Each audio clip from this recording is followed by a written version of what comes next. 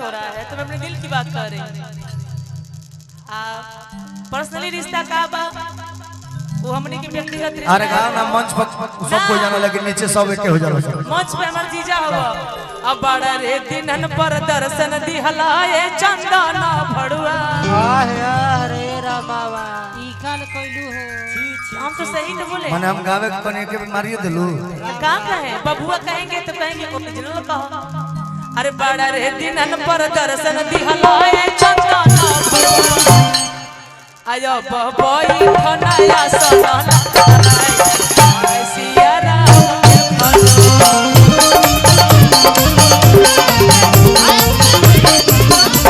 बबई खनाया सनन सिया राम के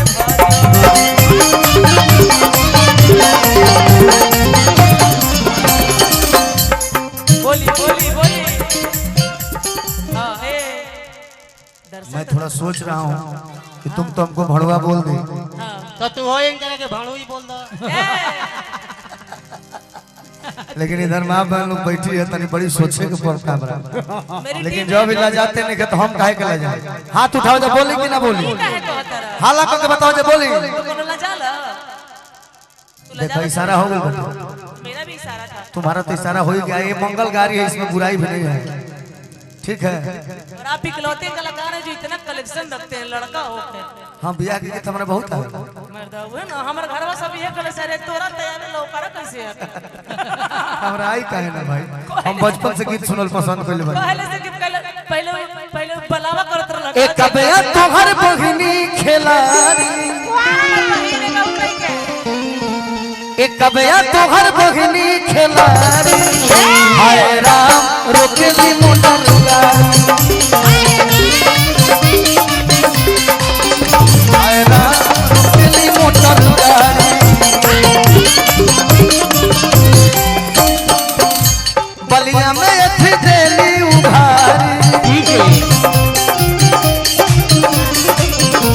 बलिया में एथी देली उघारी। बड़ बदतमीज लड़की यार, हम लिहाज कर दें धक्का मारती है। यही ना बोले उघारी दम। अब तो मनमू ना हमरा बोलेंगे पड़ी कि बलिया में साड़ी देली उघारी। हाय राम रोकेली मोटर,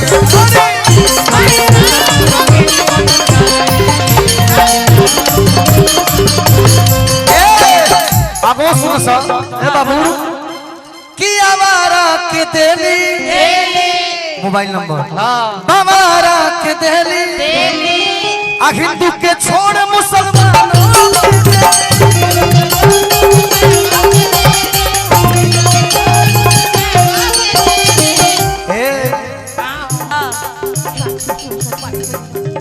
महाराज सुनो रुको, पहले ही सब हमारा पसंद ना हो, सुनो पहले बंद करो। किशन भाई, अरे आई नो दैट भाई, क्या करें हम गाते क्या है भाई, क्या गाए की मजा है।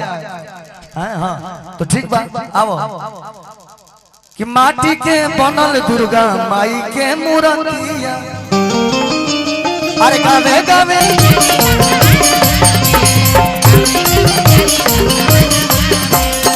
और कुछ कहता सुन, ये लय है लेकिन बात कहाँ गई। एगो गीत तू गावली सोनारा वाला, तो कहावो कि अरे वो सोनार वाला कौन गाना गावेलू? राह हाँ चलिला तटों के ना सोनार राजा जी। हाँ हाँ राह चलिला तटों के ना सोनार राजा जी। काहे लठिया गड़वला राजा जी, काहे लठिया गड़वला राजा जी। चलिला तटों के ना सोनार राजा जी।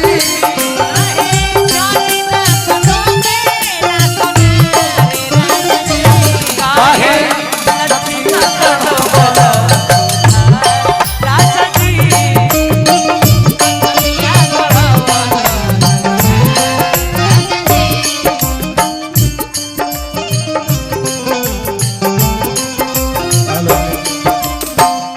बजाओ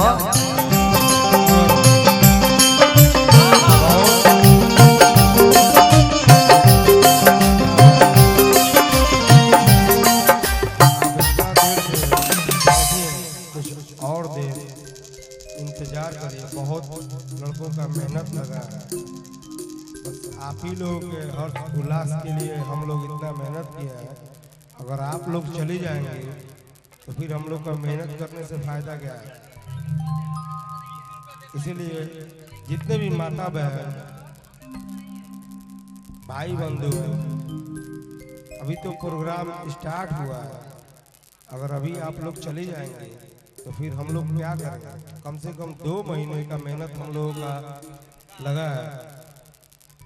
चंद मिनटों में मत चले जाइए, कम से कम 1 घंटा और समय आप लोग दीजिए। इससे जो मुख्य प्रोग्राम के कलाकार हैं उन लोगों को भी अच्छा लगेगा, और जितने भी बच्चे समय दिए हैं वो सबको अच्छा लगेगा। अगर आप लोग अभी चले जाएंगे, कृपा करके आपसे हाथ जोड़ के निवेदन है, जितने भी हमारी माता बहन हैं, कृपा करके आप और 1 घंटा बस समय दीजिए। इसके बाद अपने अपने घर चले जाइएगा। शेखर सिंह सचिव जी की तरफ से हम दोनों कलाकारों को प्यारा सा पुरस्कार आया है। बहुत बहुत धन्यवाद। लोक जनशक्ति पार्टी बेलथरा रोड प्रभारी सूरज पासवान जी की तरफ से पुरस्कार बा। कोटि कोटि प्रणाम बा। आओ रोहिया में छेड़े तब छेड़े हमके गाली,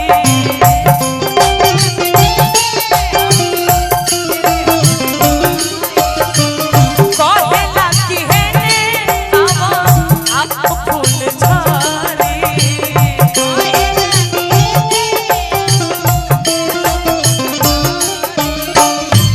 कि इहे सोच सोच फटेला कपार राजा जी।